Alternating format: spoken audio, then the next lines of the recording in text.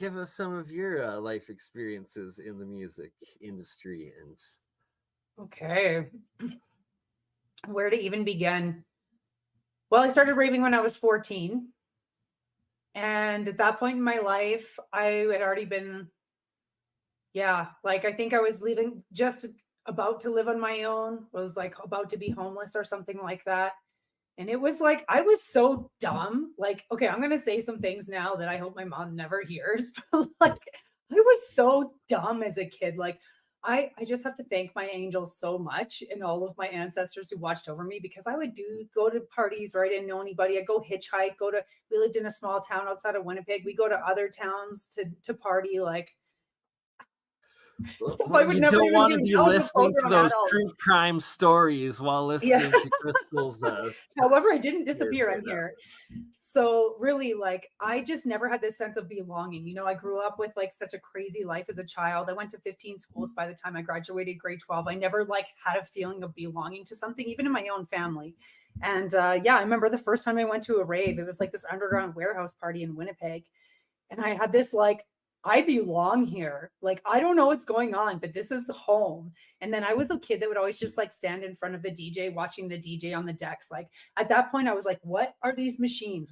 How is this coming through the speaker? Like my mind always has a million questions to understand everything, right? So I just wanted to understand everything that was happening and how he would like build the music up and the people would like the energy would build and then the drop would happen. And because I'm like very clairvoyant and my third eye's really open, I could see all this energy movement in people's auras. Like it was just this intense experience for me. And it was the first time I ever felt this sense of like, okay, I have a purpose too. There's something here. You So were so charged, you were able yeah. to actually physically see other charged auras for the first time. Well, I've Now, been seeing, is this yeah. ecstasy too, or is ecstasy not part of the scene yet? No, ecstasy was in the scene, but I could see auras well before I ever went to a rave or did drugs. So that wasn't a different part for me, but just seeing how the whole operation all went together and how music was the catalyst, the frequency that was moving the energy, and like how the DJ was able to control the frequencies that were making all these energetic things happen in front of me. That was, I think, like the most intense experience that I've ever had of like seeing how the interweavings of the matrix work and how our energy fields operate inside of that, if that makes sense. So basically it was just like, okay, I need to learn how to DJ. I need to learn how to throw parties. And like, I've just been doing that ever since.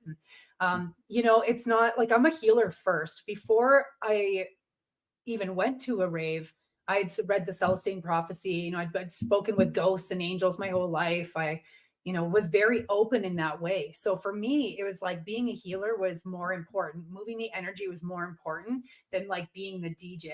And of course, like I went through times in my life where I was the DJ, and I had that whole like ego thing about it, but always in the background, if not in the forefront, was this, okay, this is an energetic alchemical process. What's happening here? These are frequencies that are like flowing through people's energy field and removing blockages and connecting people and healing things and like in all parts of the aura in their life and their ancestral line and everything. Look, I'm part of the podcast. This whole healing with music thing is not just about like I'm live with Crypto Alchemist. Crazy. And I love to do it. Don't get me wrong, but it's also this whole magical healing intervention almost with the frequencies of music. The dancing, the coming together of just everybody's in that community at that time, in that moment, the beat or the dancing to the beat of your own drum, but then the collective drum at the same time that makes the rhythm and the overall experience, right? And the healing of it. Absolutely. And all vibrations, like all energy breaks down to vibrations. My head is pounding to the beat of a drum. What are we doing when we're all gathering together? There's lights flashing, there's music going, we're dancing. It's almost like if you took it back to the tribal days where we were all dancing around a fire. There is this beautiful, magical healing process that's occurring. And when you are using frequencies in that way with sound and with music and movement, it actually opens portals. So it allows that collective healing to really move through all of the people, whether they're aware of it or not, I love that. And what I'm envisioning as you're saying this, it's like I've also shared this like exact parallel experience and thought process and like it's literally part of the reason behind my Science of Sound series, is to be able to figure out how to start engineering music to have the solfeggios in, and like physical healing and physical full cymatic energy waves engineered into music, and the purpose of that. But another aspect of also on the throwing the organizing the music festivals and making the music and getting into it, and a major part of like real peace and reconciliation in Canada, I believe, is including a lot of the indigenous music into the electronic music and like the current music scenes, and something that I want to work on getting more of involved in. Oh, yes, absolutely. Okay, there's a reason why all these ancient chants were used. You know, the Tibetan chants and like the different chants and songs of the indigenous people. They are magical spells. They have potency to them. They are ritual. And so I'm all about that, interweaving those old school traditional sounds, and not just sounds, but like the organization of the sounds, and like melding that with our current day electronic music. Like, I think it's the most powerful way to bring forth the lineage power and integrate it into our modern day society. Right? I'm curious, what do you think about the weaponization of music? What about like the inverse of healing and like helpful cymatics? And what do you think that is? Is it Taylor Swift? Is it classical? Is it like death metal? You know, it's a frequency thing for me, in the sense where it's like, if I'm hearing something and it's irking me, I put it away. And I've heard that in every genre of music. So I couldn't say like, you know, maybe there was an evil influence as the artist was producing it, or maybe they're just meant to be evil right from the start, or maybe it's just not a good frequency that it was produced in. I don't know, or not a good, not a good key, not a good a good hertz. I do believe that, yeah. And well, I mean, if we're talking about frequencies, we could really get into like the 5G towers and all that, because that's all putting out sound frequencies that we can't, and light frequencies we can't see or hear, that are absolutely affecting us all the time. So it's I think the more aware that you can be about it, and the more in tune you can be with your own body, that is where that inner discernment's going to come from, of like, is this something that I want to align myself with, or is this not? Exactly. And does it resonate with you? Does it resonate with your soul? And what I've found surprising, or to me actually, is like how like decent AI generated like art and music even like can give that same feel. And it's like, it fascinates me. Well, I always make the argument that that's just exposing how low quality our input devices are, like our organic, our ears. It is so easy to satisfy what we consider to be amazing music to AI. Like, we're in the baby steps. Like, AI was barely just born. I don't even know if we've cut the umbilical cord yet, and we're already getting impressed with it. So I really just think that it's like we are so low resolution organically compared to what it's about to produce. That, yes, but do we like it at this stage because it's essentially still just remixing our own art and creativity and self, or like structure and whatnot? Like, is it genuinely original stuff, or is it just using our creation to remix it back to us, sort of thing? You know what I'm saying? I mean, I grew up loving sampling. That was like my favorite. Like, I don't care what genre it was. If it used samples, I loved it. And I don't see it as any different as like a much more sophisticated version of sampling, where instead of recording like an actual cut from a record, it's recording like the pattern recognition of a million records within like a certain genre. And then you can use those little clips for your own. Like, I really just feel that it's just it's a variation of sampling. Yeah, no, I like that, and I fully agree, right? And like, one of my favorite EDM genre pretty much is funk, which is like, sampling and remixing all music throughout, and like bringing it back, and it's Yeah, is there like something more morally righteous about recording an actual clip from an old record that you found in a dollar bin versus have an AI generate one based on what it knows about records that would be in a dollar bin? Like, is there really like a good or bad version between those two? There's a more organic version of those two, but I wouldn't say that it would be right or wrong. Do you know what I'm saying? Like, Right. Well, but the organic, I wonder right now again, like if our hearing ranges to like 20,000 hertz or something, at a certain point, if AI is like, oh, I can generate up to like 2 million hertz. Like I don't have to stop at 20,000. And once it gets to that point, like I think it will be able to reproduce what organic sounds like beyond our ability to discern it. yeah, and that makes sense. potentially even portals and God knows what else, with that sort of technology and You just start spectrum. coral castling stuff like on its own, just like lifting your house up. You're like, whoa, whoa, whoa, Right? slow down. Turns reality into Yeah. Minecraft or I something. just wanted to hear the latest Drake diss. I don't need to go to like another interdimensional portal right now. It does make me wonder though. It's going to be like the Pepsi Coke challenge. Like, are we going to actually be able to tell the difference between the two? Yeah. I think Right. you're right. I think we are just a low quality.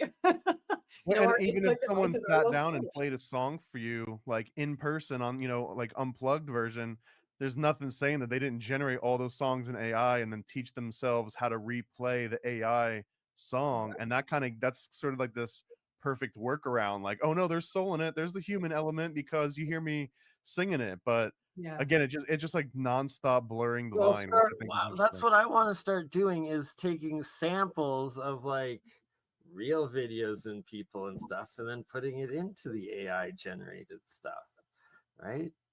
Just I'm remixing reading our own something. reality now. Don't do it, I Bernie. forgot I was streaming. Where will we Why even not? begin to look for him after that? Where does it stop, man? Where does it end? Well, you talk about cloning yourself, never What are the having enough rules? time, right? It's like you take your favorite song that you've made or mix, and then like you remix it into AI, and then boom, you've got like 10 new masterpieces out of it potentially. Is it still you? It was you that went into it, that it created from. I don't know. This is controversial talk, but maybe anyone that's open to electronic music and sampling, I think might be a little bit more open to this like AI music. But I know there's a lot of genres, and it's not even necessarily like certain genres think certain ways, but there are some genres that seem like everyone in there compared to, again, sampling and electronica. Yeah, fair. Mhm. I think that has to do with the culture of those genres too, right? Do you know what I mean? The culture of like, for example, metalheads have a culture, so they might feel a different way about it than ravers, for example. Although there is a lot of crossover actually with a lot of their music. No, absolutely. Or like Yes. rap, imagine losing a rap battle to just a straight up chat GPT AI, which is like, dude, you've heard some people that have been doing it for, a decade that could probably get their ass wiped by the AI model. Like an AI model could just like destroy them probably. So there are certain genres where it's almost like That taboo to bring That it is going to into. come to the Science of Sound series, the Freestyle Fridays. All right, Yeah, and AI freestyle. I'm gonna put Jeff Holohan to the test first of battling AI. Right, be interesting.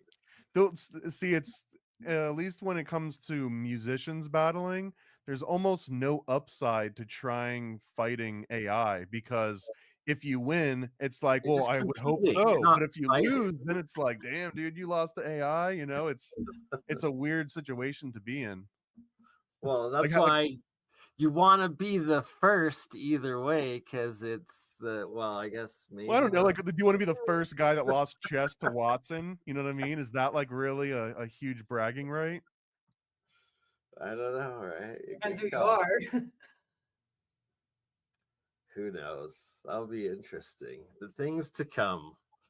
Well, the other part of it too, when it comes to music, that I think it's going to be a weird new dynamic shift, is that right now, and since as long as I think human history's been around, we've all shared certain music. Like there were like the hits that we grew up with and that you're nostalgic for, and that even if I don't know you guys, we can be like, oh, did you listen to, this song, Prodigy Firestarter? Remember when that came out in the video? And we're all like, oh yeah, I remember that. And we've got this link that goes back 20 years that now all of a sudden we can relate on stuff. So but that first party you were at where you heard it and you rocked it, and then all the ones that went through. Where like, yeah, everyone's got a bunch of those. So like, where were you when you first heard your first Green Day song? Right, it just brings all the memories back at once. But imagine now, like, kids growing up, and you could potentially listen to all AI music and like it all. But then when you're, growing up and you're going and seeing the other kids or 10 or 20 years in the future, you can't say like, hey, remember that song? Because no, you're the only one that heard it. You might be the only one that heard any of your music. And now there's one less thing to relate to people with that like we all kind of share.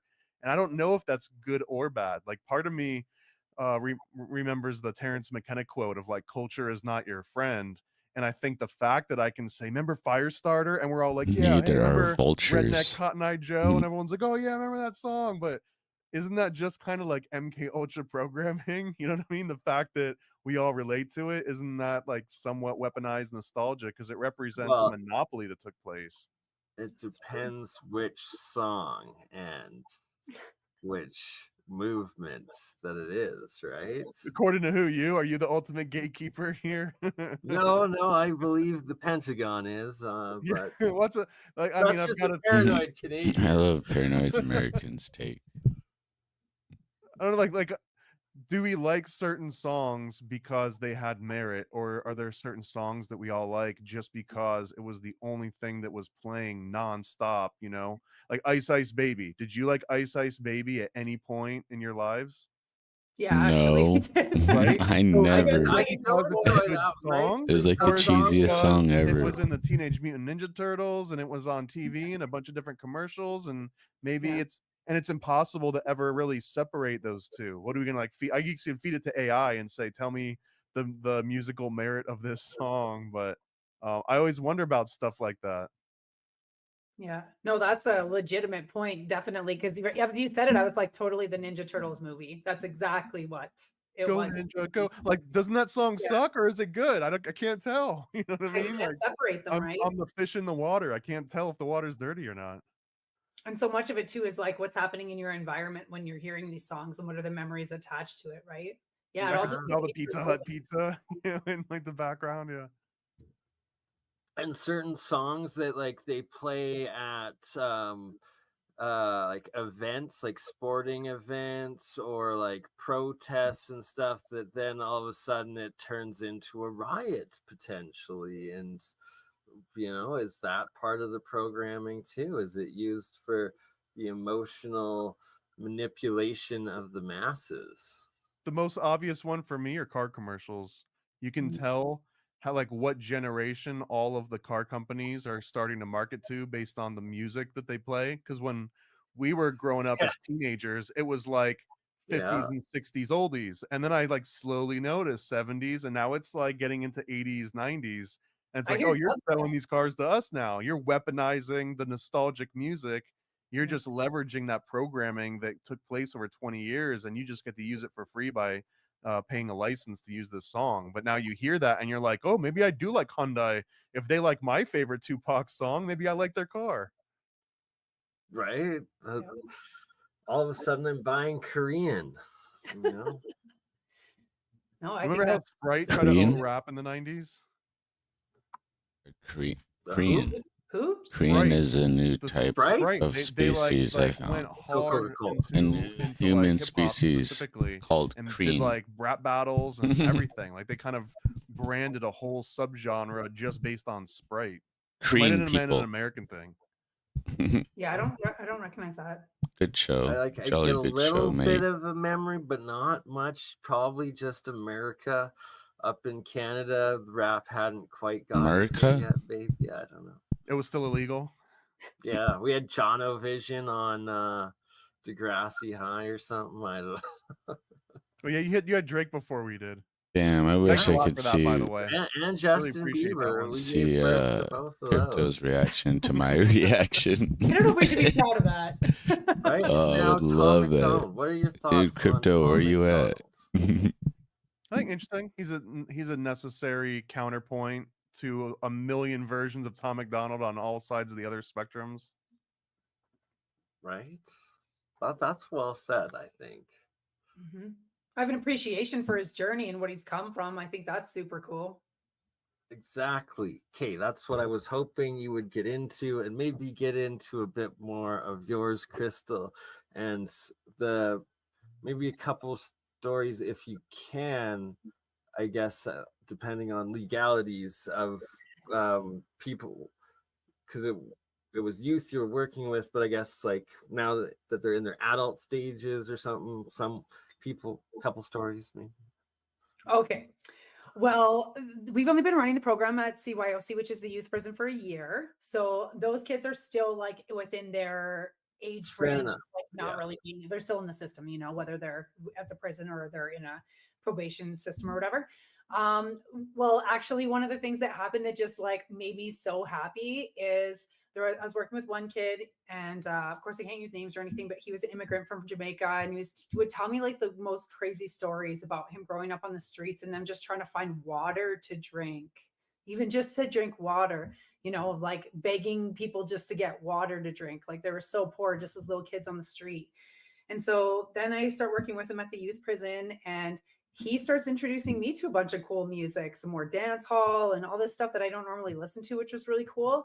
And he was a rapper, so he would mix a bit and rap over top. And, you know, I'd always try to like bring him back to, you know, like encouraging him to have a good life and that he could give back to kids when he gets out. And then I went to teach a workshop at some other place I'd never taught at before. And then lo and behold, he comes in. And I guess his worker had told him that I was teaching this workshop, and he had gotten released. And I didn't even know any of this. He got released, found out about the workshop, came to the workshop, and did like a demo there, like DJing and emceeing for the students who had come to the workshop. And he got asked by the person who organized that to come back and volunteer and teach the kids how to do it. So to me, that's like the most perfect full circle thing, you know? Right?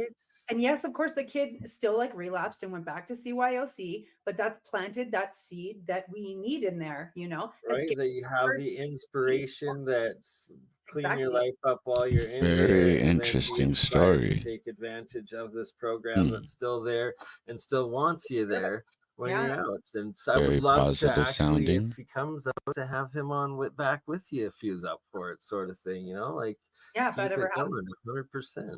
I would love it. Exactly. I'm still learning how all this stuff works because, you know, when we're working with youth, or we have to follow, like, there's a lot of protocol for oversight just to protect them and to protect everybody. But absolutely, that's really what I want to see. And, you know, the biggest part of like these kids, a lot of these kids that they don't feel like they have a purpose. They feel useless, or like, you know, they're not worth anything. And then when they actually like, I love when I teach workshops, and then my students that are coming to me often will be like, let me show them how to DJ, or let me show them how to fix this or work that out. And that is amazing because it gives them a sense of purpose and a sense of duty. And that's such a huge thing for a person's recovery and empowerment. So yeah, those are the stories I really especially like to hear or see happen, because it just shows full circle what this looks like in motion, you know? Right? What are they DJing with? Like, what's the gear that we're talking about? Yeah, so I'm mostly just teaching them on the Pioneer DDJ SX2, because it's 4 channels, so we can plug in other little controllers and things if they want to use that. I can plug in the mic. Yeah, so I'm mostly teaching them on Serato. One kid, he is like advancing so quickly. This kid comes from the reserve. He's gone through so much trauma in his life. It's insane. You know, he's got scars on his face. Like, you can tell he's had a really hard life, and he's just a kid. And I got him, like, he's emceeing, he's writing his own raps, but I really got him to go deep with it and almost make it like journal entries and like really talk. I would never know what a hard life would be like. Just like, whoo, he's flourishing. Like, I'm bringing like a Reaper and like a recording mic and a bunch of stuff for him for our classes this week, so we can actually like lay down his first track. And that is just so phenomenal. You know, this kid that like just had no purpose or care for life is like, you know, he's leveling up, like he's doing well, he's excelling, and he's going to higher levels in the prison, and now he gets to do this, you know, and he's got a sense of purpose, and he wants to like do good for himself and do good for his family line. And, you know, this interwoven with the conversation of what I was saying earlier about understanding how, you know, these epigenetic cycles flow through our families, and then the trauma never starts with them. So interweaving that and allowing him a way to express that stuff that's really going on inside for him in a creative fashion through music is just, it's amazing. And then what I'll do is I'll get him to record, and then like record his own stuff just for practice, and then close his eyes and actually meditate and listen to it and tell me where it lands in his body and where he feels when he's hearing his own words, where it sits within him. It just is, it's amazing to see the awareness growing, you know? That's epic. That's very interesting. Training I already know where I'm at. Yeah, I'm on absolutely. the My Jedi warriors. slope. So my weeks are really fulfilled. You know, I'm teaching at 3 locations this week, and I just, it's definitely my purpose in life. You know, I love DJing and I love being a healer, but working with these kids, like the throwaway kids, the kids that no one else wants to help, those are actually the kids that like excel the most. You know, these kids that are sitting in prison, they are not on the internet. They are not watching movies all the time. They are not on their screens at all. And so they actually sit with you. They look at you in the eye. They engage with you, and they want to participate in everything you're offering them. And meanwhile, the kids in the community, they're a lot more challenging to work with because they're so used to having the screens in their face and the EMF distraction, right? Yeah. So true. And like, just so awesome to hear though, like the real impact of having and giving these young, like tortured souls a chance at actually giving them a purpose of their life and drive, and then actual life skills out of it, and expressing their art in ways that, you know, a lot of most adults aren't even capable of. Exactly. Yeah. So what the end goal is here, like we wrote a bunch of grants, and we're going to launch it this 2-year mentorship. Like I was telling you about, we're kind of in the pilot stages now, but when all this funding comes in, we can secure, like guarantee you 2 years. So we're going to get them their own DJ gear. We're going to help them get totally set up to see what it is that they want to do. We're in life, like we're partnering with this other organization called Pivot, and they're founded in BC, but they're also here in Calgary, and they do mentorships with youth, but more for fitness, nutrition, boxing, as well as another organization they work with called On a Dime that actually helps them work with professionals in different industries and get access to scholarships and training. So with all of these put together, you know, we want to see kids within the next 5 years across Canada. I want to see kids coming out of prison with a guaranteed like sanctioned order to have a mentor with them once a week, every week for the following 2 years. I think every kid coming out of custody should have a mentor that is just there to meet them on their level, work on whatever projects they want to work on. I like this woman. Create a safe space, teach them about trusting, teach that them, spoke you know, a all lot the different to me. steps that they need to take to be successful in life. And all the instructors that are working for my organization grew up like even friends. We were all criminals. Even friends need help. You know, even friends need support. And it's so crucial. Like your friend that is supporting you, in our Western society, you need to be supporting him, and then someone else needs to be supporting him, and the trauma cycles to keep going. The more the merrier, or something. Yeah, the really sad thing is, you know, a lot of kids maybe I was just thinking, I was going to say in Alberta, and then I was going to say in Canada, and it's probably fair to say across the North America. But yeah, a lot of kids will commit petty crimes so that they go to prison because they have a safe place to sleep at night and 3 meals. And that's showing us that there's a lot of gaps in a lot of the social systems, you know. So we really are not just tackling one problem, we're tackling a lot of problems in this one approach, you know. Right. And better that than some of the scenes we seem to see on TV of America, where like their groups of like youth are swarming and raiding, like stealing from stores and rioting and stuff. Like, to be fair, I don't know if all the DJs in the world would stop that from happening. There's too many other factors that are adding up. That's why you're paranoid in America. We're up here in Canada with a much smaller population, and we have this shining beacon of hope here. Does Canada really have a smaller population? You know what else really would I always thought it was, in my opinion, same as America. So, but more effective than throwing DJs at that very specific issue of like the flash dance version of robbing a CVS, essentially, is just that if that was actually prosecuted, if like anyone actually had any worry about winding up in the like the jail version of the program that Crystal's talking about, like that's the only thing that like there's no application to that in certain areas where that's the most prevalent, where you can just pop in, steal whatever, and pop out, and you don't have to worry about it. Sorry, I was on the phone with Amber. Amber says hello. I was listening to that.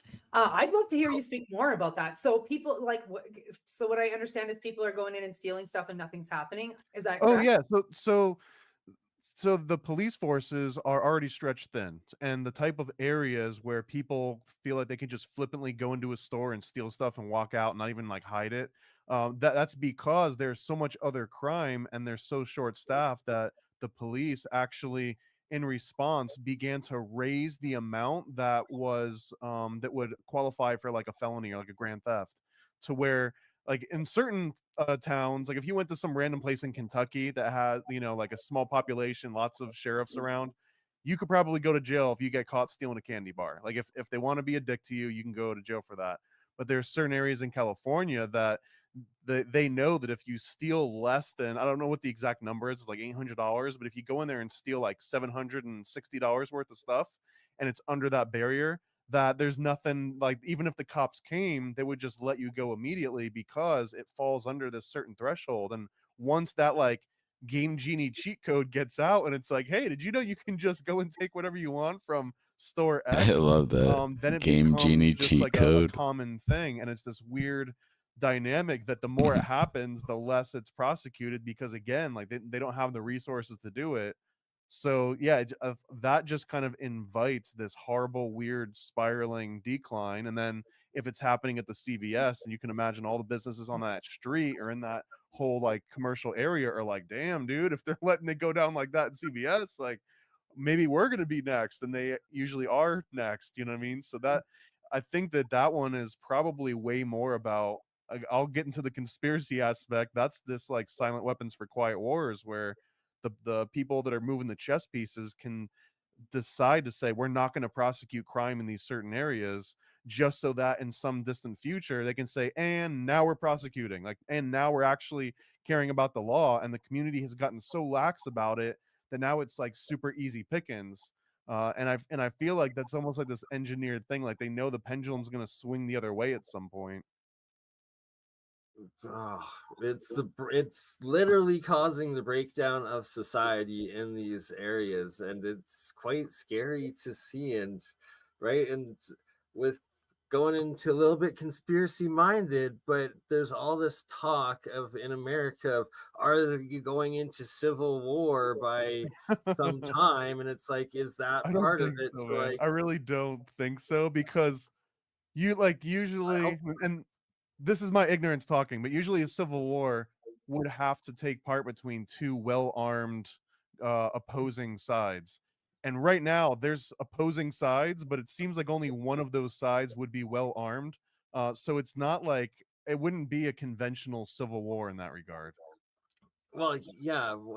See, what I would envision from that is it's like they tilt the blue states into like these fascist police states that then fight like the patriot red states. But even then, they're going to rely on the government and the police. But the government and the police, again, are stretched thin in those areas. Like in those particular states, it's so stretched thin. So I mean, it's in theory, yeah, there could be a civil war, but I think in practice, it would be so uneven that it would never start that way.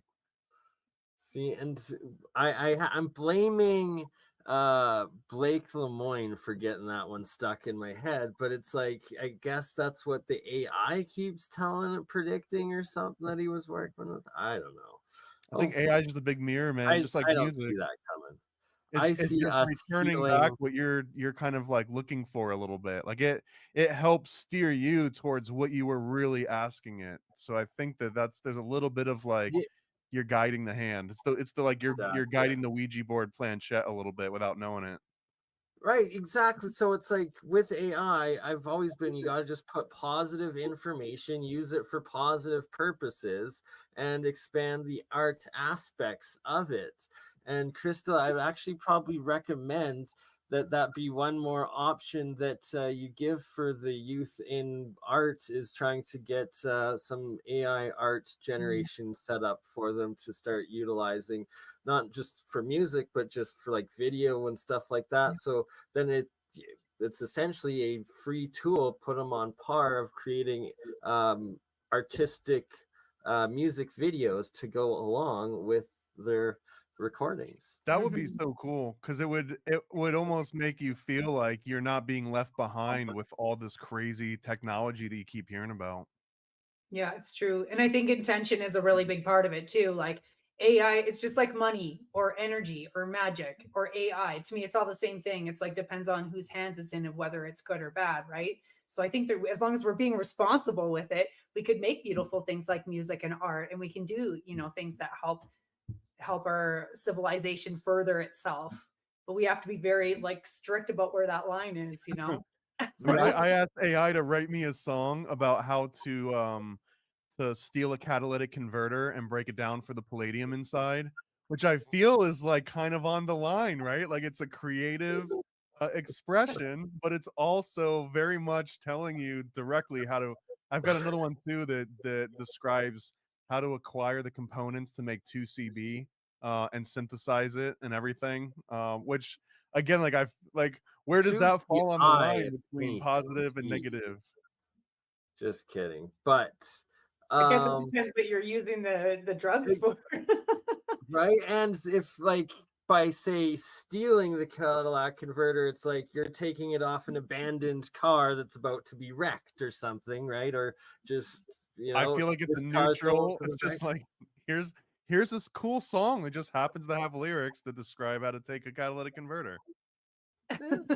Like can that exist just in a neutral space, and then it's like the eye of the beholder if you listen to it and you're like, that's interesting, or if you listen to it and you're like, I know what I'm doing tonight now. I guess I will tell you after you publish it and I listen to it. Well, it's on Spotify right now, both of those. One's called Catalytic Converter Heist, and the other one's literally called whatever the whole name of like 2C bromine yada yada. Well, I'm gonna have to get on Spotify after this and figure that out. Sadly, if I play it, it will strike the copyright. Stupid smart AI algorithms. But hey, it'd be so cool to see, like, if you could track like the drug use and the like catalytic converter theft in your area, or like the area of like your listeners, your viewers. I'm not advocating any of it. I'm advocating making music about these things, but I'm not advocating doing the things that I like to advocate making music about. Just putting it out there, right? Well, there's this interesting thing too. Like I've never heard either one of those songs. So you have to be in a particular frequency to be attracted to something like that. You know what I mean? Other songs come my way because I'm maybe in a different frequency. Like for example, if you're like randomly listening to like YouTube and it was like putting together a playlist, I don't know if it would give me that catalytic converter. If it starts suggesting my music to you, then you've found your way into a very dark hole. It's like I have a feeling the vast majority of listeners are going to be like YouTube searching or like right that now. title to begin with, right? Like, how do I do this? Oh, okay. What is this Paranoid American version? Well, so a lot of it I don't put it under Paranoid American. It goes under the name that I actually had a decent amount of plays back when I was on like Adult Swim, which was Sound Scientists. That was the name of the group, was Sound Scientists. So now I can leverage some of that commercial success and like industry credentials, but now I've got songs called like I'm a Fuck a Dolphin that talks about how John C. Lilly was banging dolphins on the CIA's budget with LSD and stuff. But it's like the hope is that someone sees and like, oh wow, what's this? Universal Credits, MTV, Adult Swim. what is this song about? And then it's just like, I'm a fucking dolphin. Like, I'm hoping that kind of like, it's a cheat code, you know? It's like, I got my foot in the door already. Now I can slip in some weird stuff. So this is the alternate side of what Disney no longer employs, correct? Yeah, no, this are the things that I wanted to work on, but I couldn't really do it while I was like there at Disney at risk of losing my job at Disney. Well, you're able to be your free self now, and I just, there's so much more to it. You're welcome, world. And I'm reforming the youth that you're now training to steal catalytic converters. No, recycle, right? It's recycle. Hey, whatever. I feel like I'm contributing to the good recidivism, like the recidivism that you do want. You know what I mean? Like if the kid, like if he did a great you know, freshman album, and then he goes out into the world and he hears some of my music and he goes back in, now he can come out with a great sophomore album.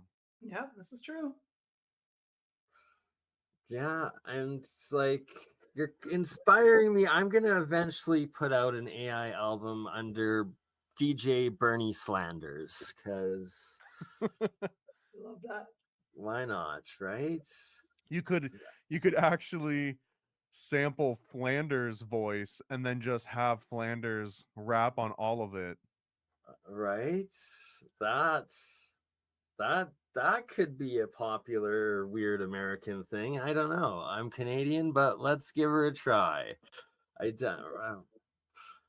Man, it wouldn't work with Justin Trudeau, that's for sure. Can't enough of his voice. Oh, but I won't get it to politics. I'm just outraged after reading the C-63 bill thing. Have you It's fun to see crypto outraged at politics. That they're trying to lock down. I love his level of enthusiasm. Can't access it.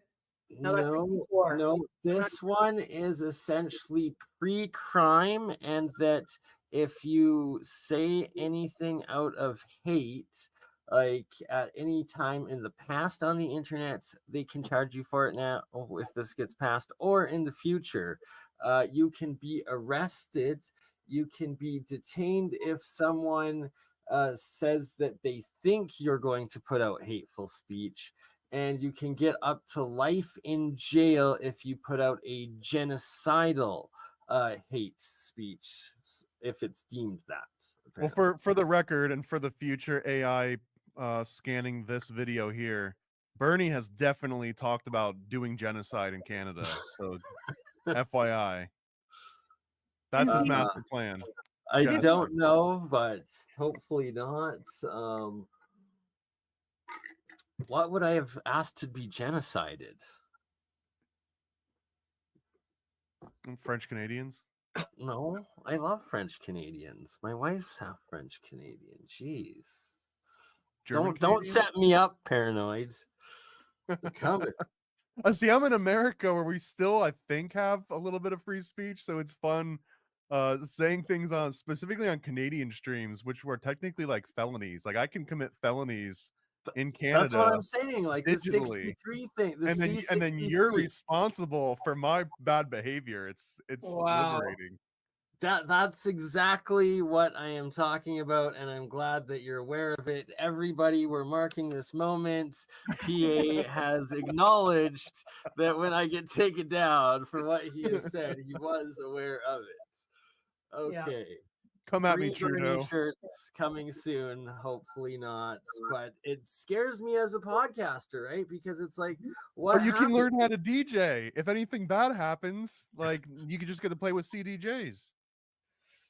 I know that's not how that works, by the way. I know that's not. But I guess hopefully for a first-time offender, they just give me the house arrest, and then I'd just be podcasting 24/7, and then they'd be even more screwed, right? So is this for like, you know, if you're like, say your posts on Facebook and Instagram too, like that kind of stuff? Exactly. Could an AI just go in and like say that you wrote this 6 years ago when you didn't? Like it could just go to anybody's account and like, oh, we're charging you because you wrote this 6 years ago. You just don't remember because whatever reason. You get exactly what I am laying down, and can incriminate anyone.